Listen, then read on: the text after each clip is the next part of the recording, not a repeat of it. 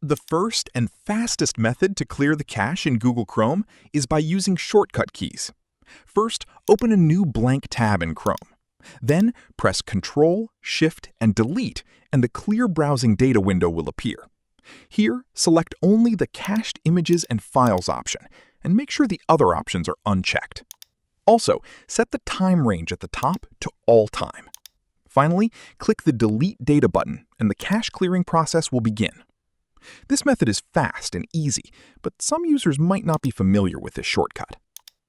The second method is to clear the cache through the Settings menu.